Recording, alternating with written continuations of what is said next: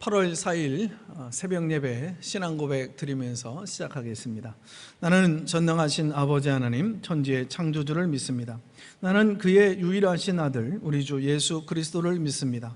그는 성령으로 잉태되어 동정녀 마리아에게서 나시고 본디오 빌라도에게 고난을 받아 십자가에 못 박혀 죽으시고 장사된 지 사흘 만에 죽은 자 가운데서 다시 살아나셨으며 하늘에 오르시어 전능하신 아버지 하나님 우편에 앉아 계시다가 거기로부터 살아있는 자와 죽은 자를 심판하러 오십니다.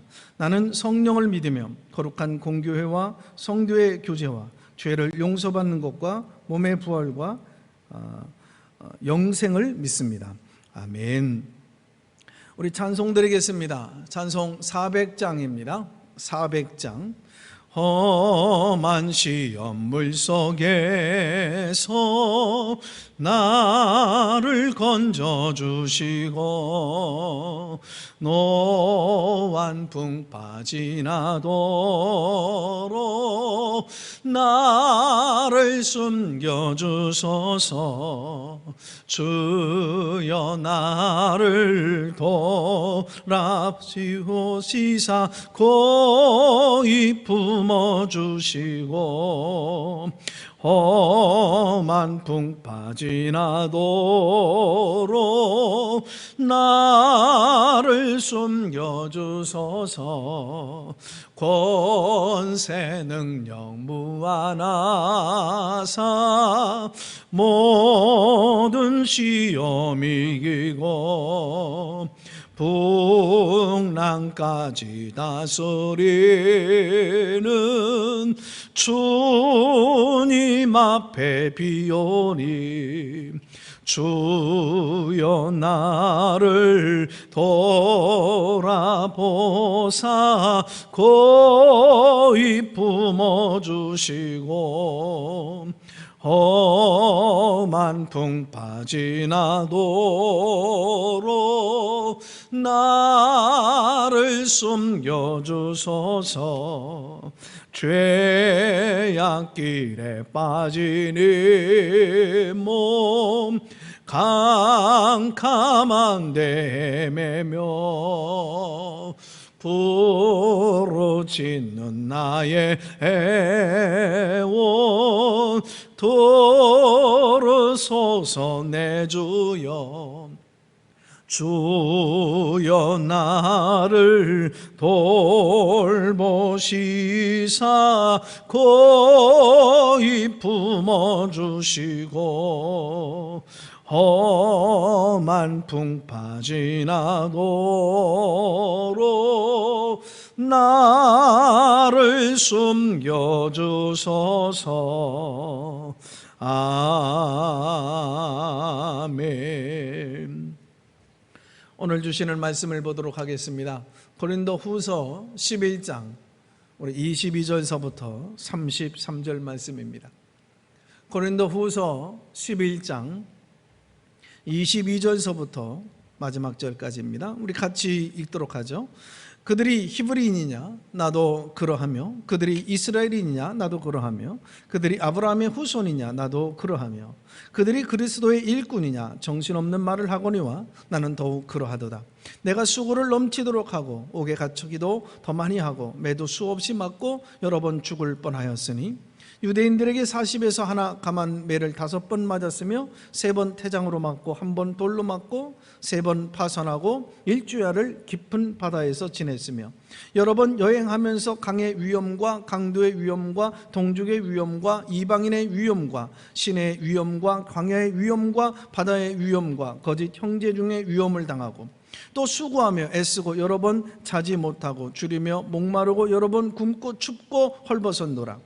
이 외에 일은 고사하고 아직도 날마다 내 속에 눌리는 일이 있으니 곧 모든 교회를 위하여 염려하는 것이라. 누가 약하면 내가 약하지 아니하며 누가 실족하게 되면 내가 애타지 아니하더냐. 내가 부득불 자랑할진대 내가 약한 것을 자랑하리라. 주 예수의 아버지의 영원히 찬송할 하나님이 내가 거짓말 아니하는 것을 아시느니라. 다메섹에서 아레데다 왕의 고관이 나를 잡으려고 다메섹 성을 지켰으나 나는 광주리를 타고 들창문으로 성벽을 내려가 그 손에서 벗어났노라. 아멘. 누구에게나 마음의 상처는 있죠. 아무리 잘 사는 것 같아도요, 아무 문제 없이 그렇게 사시는 분 같아도 참 가까이 가서 얘기해 보면 마음의 상처와 그 아픔, 고통, 기도 제목들이 다 있으시더라고요. 이게 바로 인생이죠. 인생에는 고난도 있고 아픔도 있고 상처도 있습니다. 위대한 인생에게도 사실 기쁜 마음의 상처와 고통들이 있어요. 어느 날 숲속에 사는 고추 잠자리에게 큰 불행이 닥쳤어요. 사랑하는 가족 모두가 새에게 잡혀 먹힌 겁니다. 고추 잠자리는 너무 마음의 고통이 심해서 또 큰 상처를 받아서 더 이상 살아갈 수 없을 것만 같아요. 그래서 숲속에 천사 요종을 찾아가서 말합니다.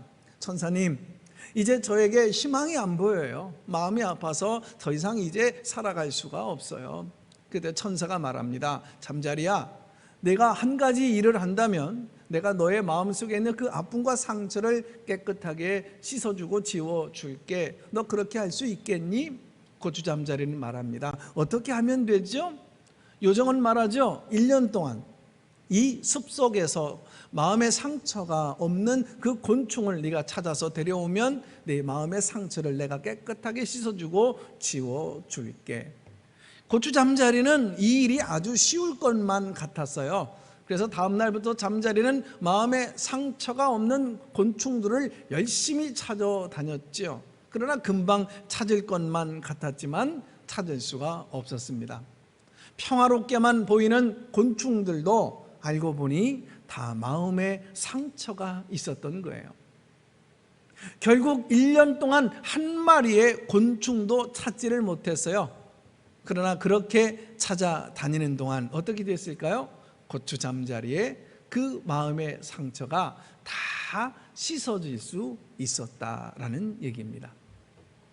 본문 23절로 27절 말씀에는 사도 바울이 사역하면서 그 고생했던 일들이 얼마나 구체적으로 자세하게 나열되어져 있는지 몰라요. 자, 말씀을 한번 읽어보겠습니다. 23절로 27절. 내가 수고를 넘치도록 하고 옥에 갇히기도 더 많이 하고 매도 수도 없이 맞고 여러 번 죽을 뻔하였으니 유대인들에게 40에 하나 감한 매를 5번 맞았으며 3번 태장으로 맞고 1번 돌로 맞고 3번 파선하는데 일주야를 기품으로 지냈으며 23절로 27절에 정말 목회하면서 사명 감당하면서 이렇게 수도 없이 큰 아픔과 그 고난들을 당하게 되어졌는데 이런 어려움 중에서 결국 이 고난 때문에 이 사도 바울은 더 위대한 목회자 사도가 되었다라고 하는 사실입니다.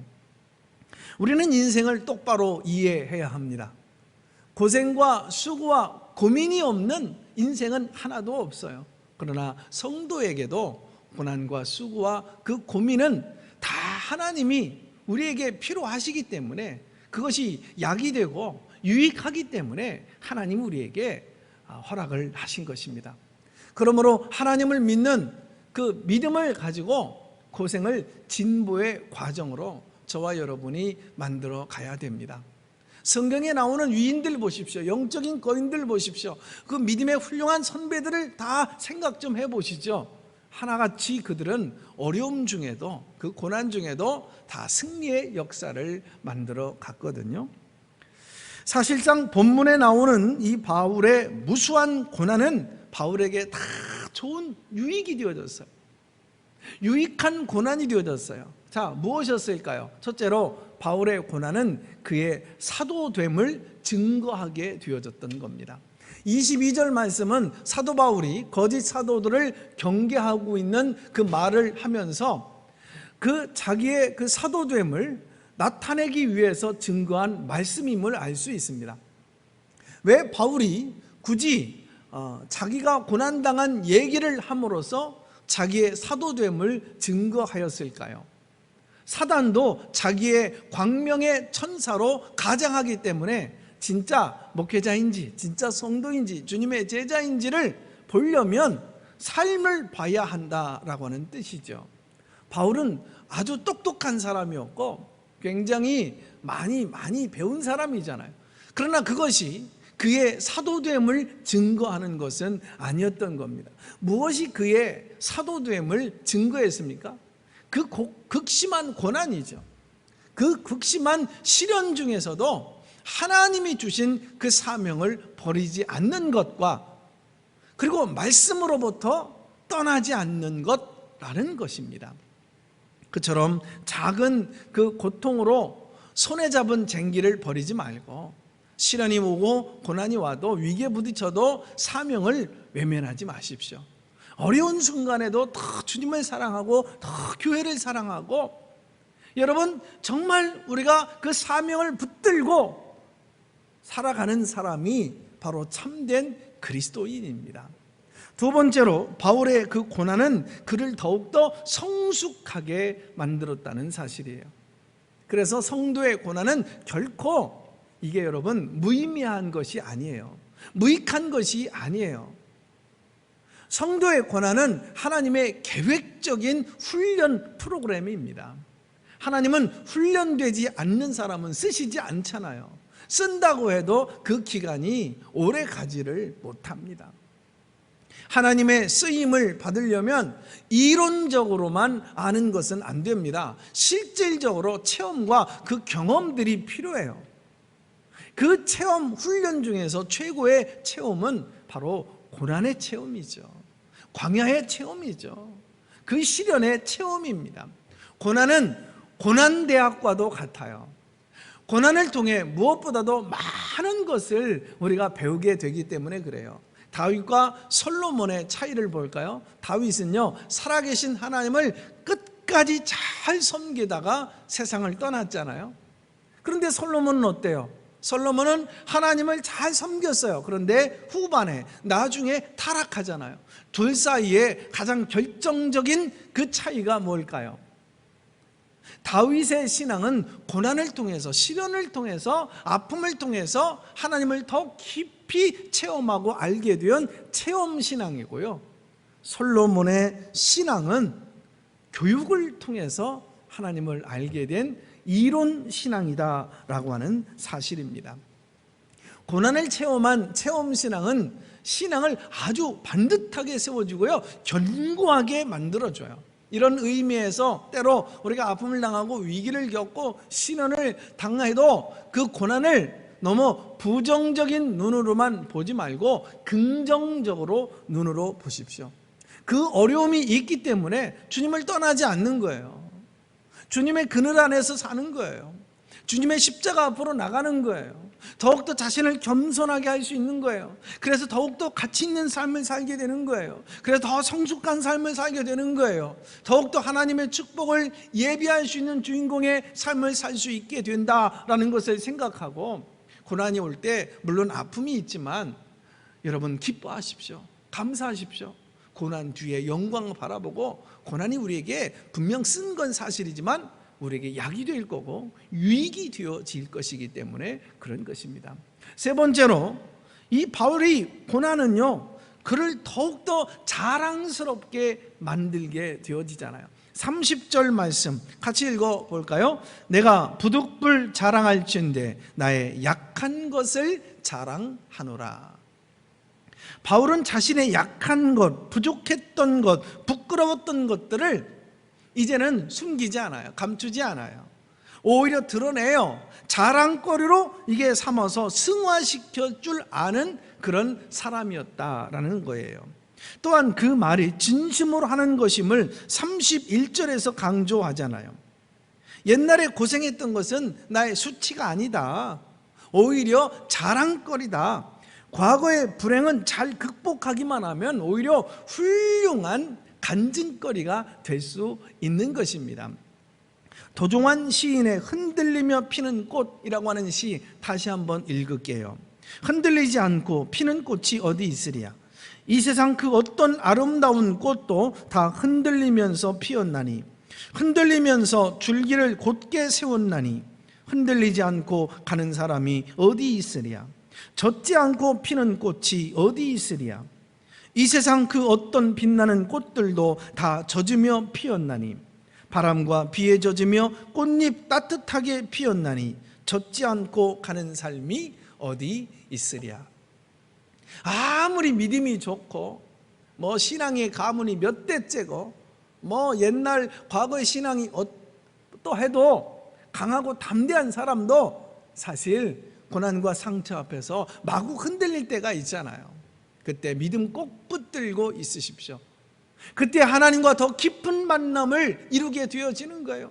그때 예배 자리 지키고 힘들어도 기도가 잘 안 나와도 그 기도의 자리 지키고 있고 감당하기 힘들어도 그 사명의 짐을 여러분 지고 견디고 버텨나가면 그 속에서 반드시 하나님과의 더 깊은 은혜를 경험하게 되어져요. 그래서 이게 더나 축복도 덤으로 받게 되어지는 거예요. 살면서 원치 않는 그 병이 올 때도 있어요. 그때 치료하시는, 회복시키시는 그 기적의 하나님, 전능하신 엘샤다의 하나님, 여호와 라파의 하나님을 만나요. 때로 상처도 받지만 그때 상처를 위로하시는 하나님을 만나고 내 아픔의 그 상처가 또 상처로 인해 겪고 괴로워하고 있는 사람들의 마음을 이해하고 그를 또 치유하는 치유사역자가 되어지는 거거든요. 가끔 소중한 사람을 잃지만 그때 부활의 소망을 또 갖게 되어지고요. 해방전에 임숙재라고 하는 여인이 있었어요. 이분은 17세에 결혼하여서 19세에 과부가 됐어요. 참 어린 나이인데 굉장히 안타깝죠. 과부가 되면 과부가 된 사실만큼 고통스러운 사실이 있잖아요. 그것은 바로 사람들의 따가운 시선입니다. 과부가 된 것도 서러운데 위로는커녕 참 팔자가 사나운 여자다 이런 눈치를 주잖아요. 결국 따가운 시선을 견디다 못해 이 여인은 거울을 보고 그 긴 머리카락을 자른 뒤에 아주 짧은 머리로 상경하게 되어집니다. 그리고 어느 부잣집의 가정부로 들어가서 참 착실히 열심히 일을 하면서 삽니다. 그리고 주일이면 열심히 정말 예배당에 가서 예배를 드려요. 하나님께 간절히 기도합니다. 하나님, 저에게 공부할 수 있는 길을 열어 주십시오. 착하고 성실한 이 여인을 보고 부잣집 주인이 큰 감동을 받았나 봐요. 그녀를 이화학당에서 공부할 수 있게 뒷바라지 해줘요. 그래서 그녀는 낮에는 공부를 하고 밤에는 성실하게 일을 합니다. 몇 년 후에요, 이화학당에서 우등으로 졸업하게 되어져요.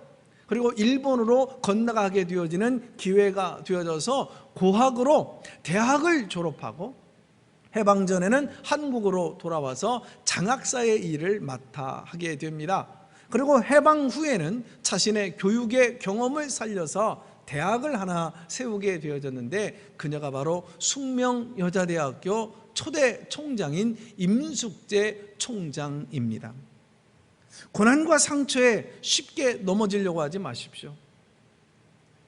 믿는 사람에게는 여름도 축복이지만 겨울도 축복이에요. 믿는 사람에게는 기쁨도 축복이지만 때로는 슬픔도 아픔도 고난을 당하는 것도 축복이에요. 스데반의 그 경우를 보면 심지어는 주님 안에서 죽는 것도 축복이라고 그러잖아요. 그러므로 때로 우리가 시련이 다가와도, 아픔이 다가와도, 고통이 다가와도 그 고통의 과정만 보지 말고, 현재 문제만 보지 말고, 정말 내가 이 아픔과 시련을 통해서 내가 믿음의 사람이구나, 하나님의 자녀구나, 내 믿음이 이렇게 단단하구나, 성숙한 나의 모습을 좀 주님 앞에 보여드리고, 정말 뿐만 아니라 오히려 그 고난을 기뻐하고 자랑하실 수 있는, 그래서 그 고난이 내게 더 큰 유익이고 또 약이 되고 복이 되어지는, 정말 인생 전체를 진보시켜가는 과정으로 만들어 세우시는 계기가 되시기를 주님의 이름으로 축복합니다. 기도하겠습니다. 하나님, 정말 우리가 왜 이런 시련이 다가오는지, 내가 정말 하나님 앞에 열심히 예배하고 기도하고 봉사하고 헌신하고 선한 일 많이 하고 모험되게 이렇게 살아왔는데 내게 왜 이런 고난을 주냐고, 정말 우리가 불평도 하고 원망도 할 때가 사실이 있습니다.